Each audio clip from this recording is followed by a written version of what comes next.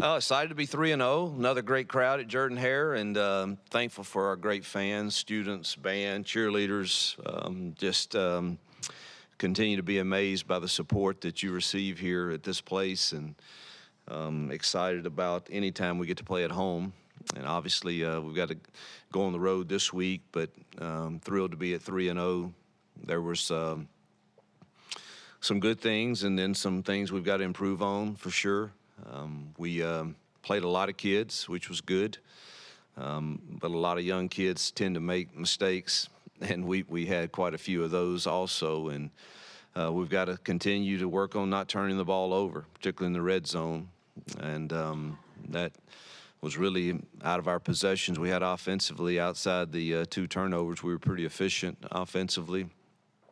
Defensively, I thought we were solid. Particularly with the older guys, and there was a lot thrown at them. They had a good plan to try to stay close and shorten the game, and thought our older guys did fairly well with it. But younger guys made a lot of mistakes, truthfully, and we've got to bring them along because we're going to need them as the season progresses. But excited to be 3-0 and head into conference play. Coach, can you talk about the run game for a second? You seem to be rotating a lot of backs right now. We're seeing the young guy, Jeremiah Cobb, get a lot of time.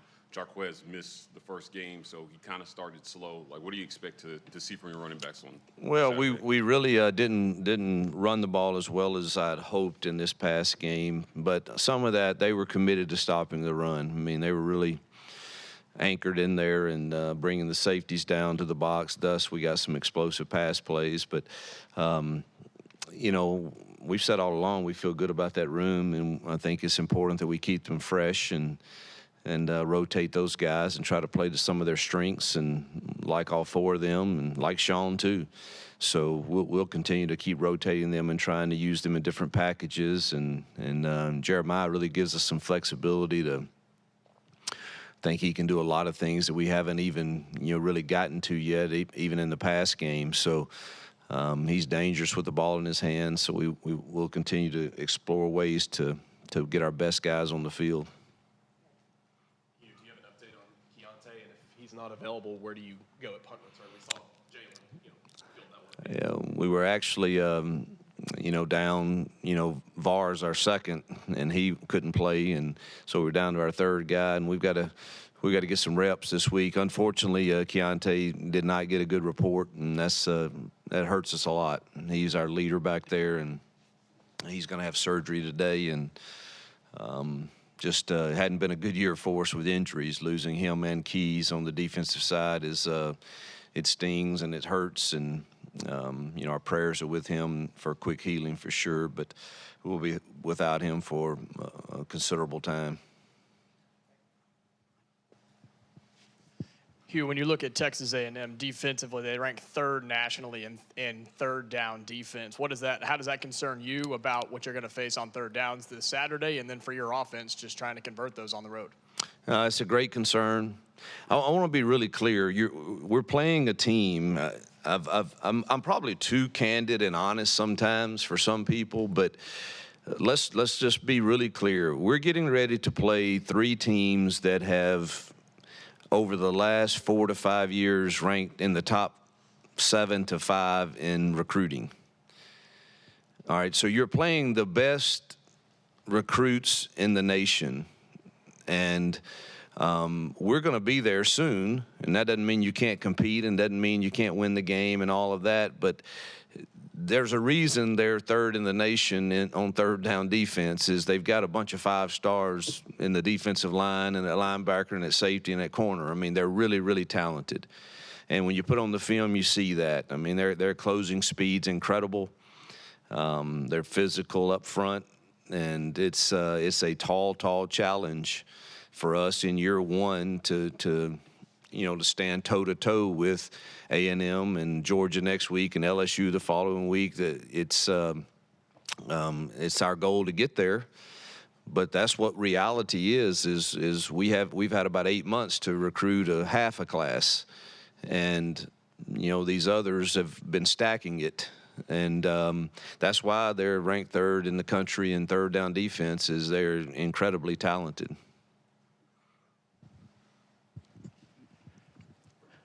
I know you addressed a little of the injuries, but you guys are pretty banged up. Is Donovan going to be ready? I know it's early in the week. You may not know the status of some of the guys. And then how do you handle practice this week with so many guys banged up? Yeah, that's a great challenge. We got to get some young guys ready, and they're going to get baptized into the SEC pretty good in front of A&M's crowd and the talent on that team. So, Keontae, we went through. He's, Xavion and Stutz didn't finish the game the other night, so don't really know where they stand right now. I think DK will be fine, but we need all these guys come Saturday. So hopefully we'll have a good week of rehab and they'll be ready to go. But it's concerning right now, the list that they give me this morning. We saw Jalen get back there and catch a punt and do pretty solid work. Is how much is he involved in this, and that veteran presence may be helpful back there, especially. Yeah, he's going to be really valuable for his presence in the back end right now. And then we'll start catching punts with a lot of different people today. Coy Moore has done it. Caleb Burton has done it. We'll get on the jugs twice this week and make sure we feel comfortable with who that is. And Jalen may be one of them too. You guys have forced multiple turnovers in each of your first 3 games. It's the first time Auburn's done that in 4 years. Just how important is that to have that kind of mentality in defense, especially with those really talented teams you've got coming up on the schedule? Yeah, I mean, that would be a blessing if we could continue that trend to get some turnovers in these games, particularly on the road, would be extremely helpful, and particularly if we can take care of the ball. We've got to continue to work on that. But, man, turnovers would play a huge role if we could pick off a few of those in this game. On Saturday, it's an 11 a.m. kick on the road. People like to say that the road teams benefit from early kickoffs. How do you get your team ready for another road trip? It's the SEC opener, and since it's an early kick at 11 a.m. I love early kicks on the road. I think our kids will. I don't think that's a huge challenge. Truthfully, it's the same time zone. We'll put them to bed a little earlier, eat a little earlier. But we did that all fall camp. We started early, so it's truthfully will be just like a fall camp day. So I don't think there's a huge adjustment to that at all. And I like the early kicks.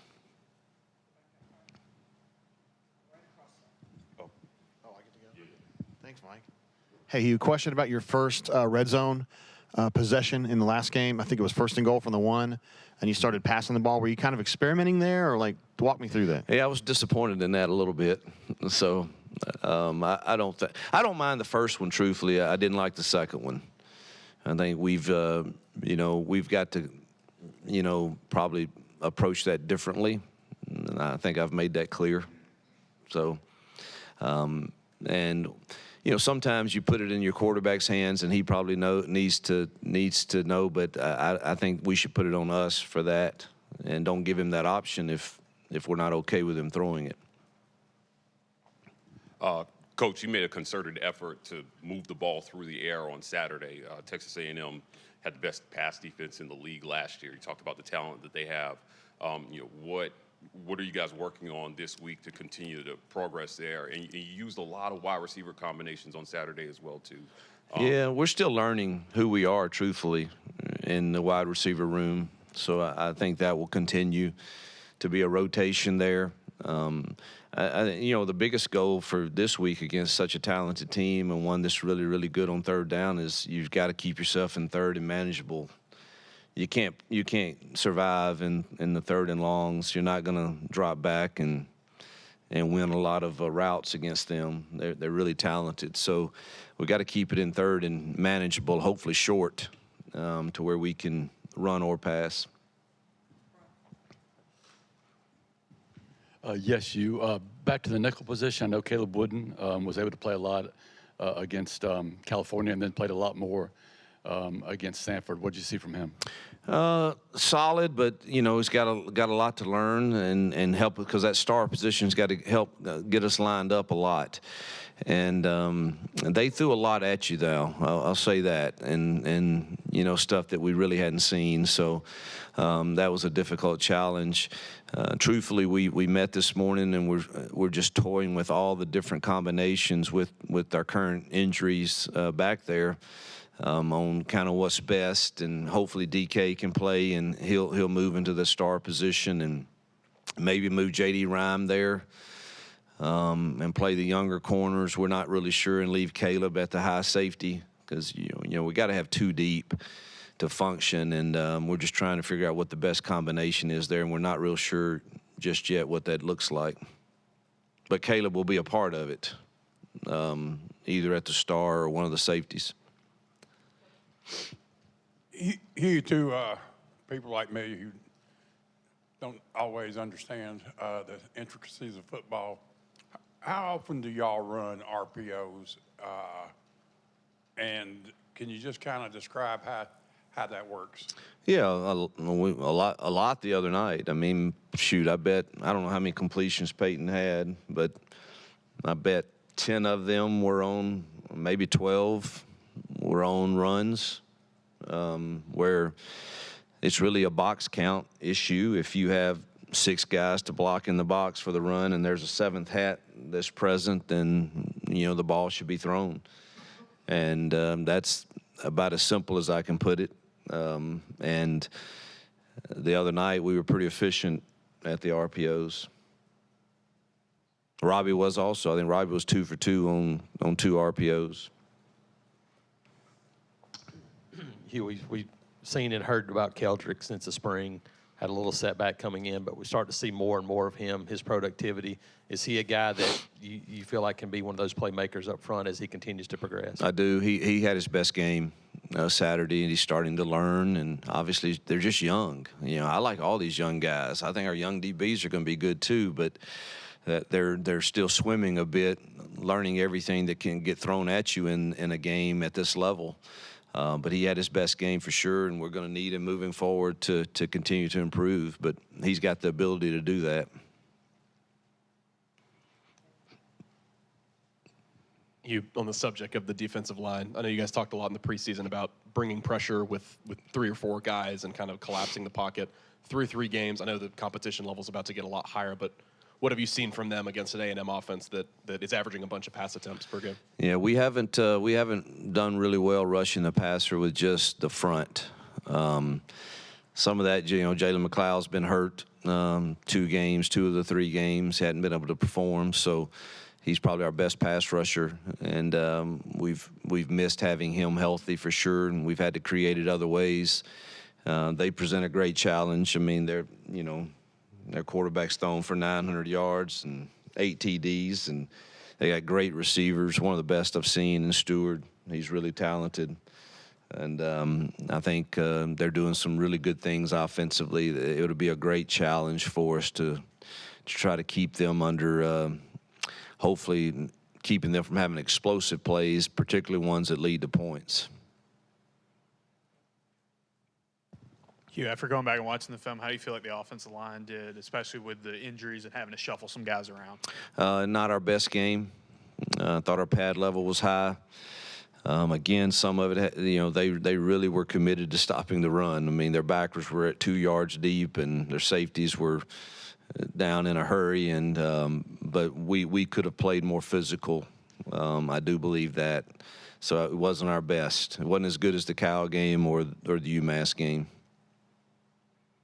I think Stutz kind of sets the tone, and losing him kind of, I don't know, he's kind of the leader in the bell cow of that group. Hugh, Bobby Petrino, his offense is somewhat different, I believe, than most.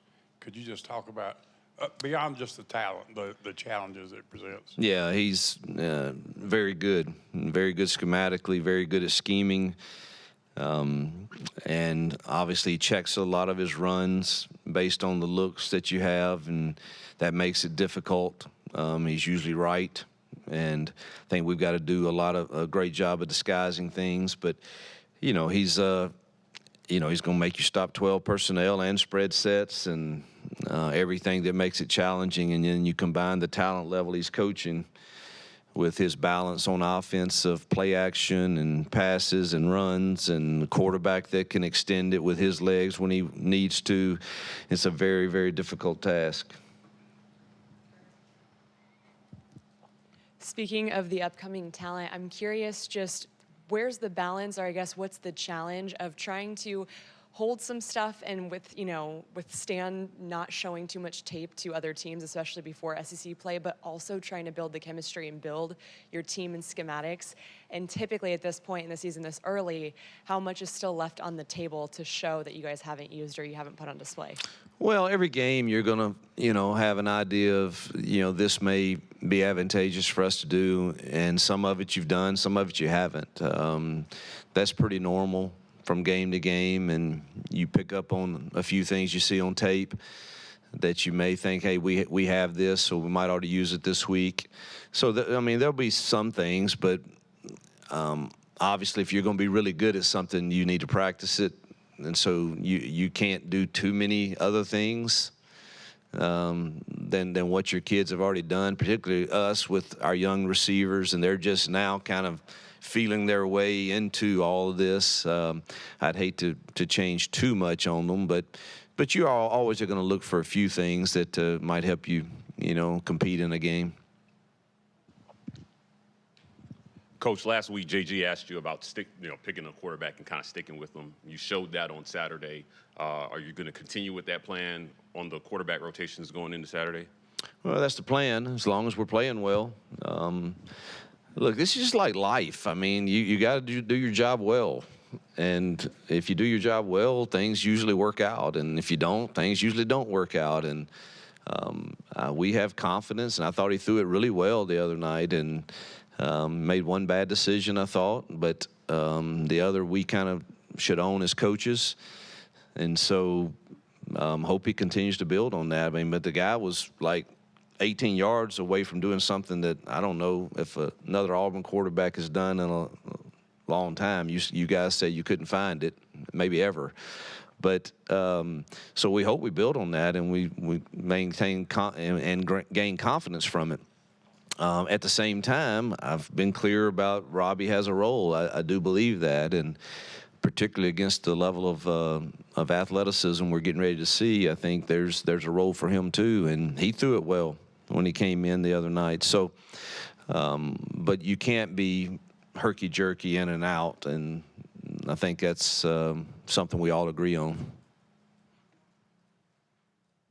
So whenever we asked you about the running back room, it feels like it's always a Jeremiah Cobb's name that keeps coming up. We saw him kind of go out as a wide receiver, out wide it looked like. You talked about just kind of finding ways to get him on the field. What has been the process of finding ways to get him on the field so far? Draw up a play that we want to run with him and get him on the field. That's usually the way it works. Say, let's go this personnel and put him here, and let's see if we can get him a touch or two, because he just he's probably the fastest kid we have in that room, which speed is a good thing.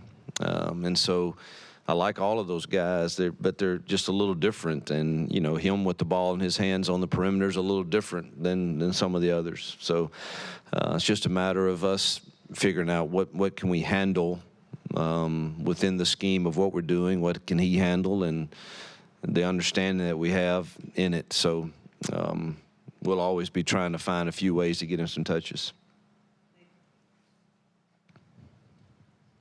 On the subject of injuries, you talked about how some young guys are going to have to go in. You said all the way back in the beginning of the preseason, there's no depth chart, going to try to spread around reps as evenly as possible. Do you feel like you might be getting some good returns on that? I know you were trying to get a lot of young guys involved throughout the preseason, and now that their opportunities might be a little bigger. Well, 2 of the 3 games we've played a lot of kids, and so that's helpful to get live reps. Will it be different at A&M? Yes. It's a different skill set they're going to play against, different environment. And I don't know exactly how they'll respond, but, we're forced into it at some spots, truthfully. And we're going to have to find out. They're going to have to grow up pretty fast.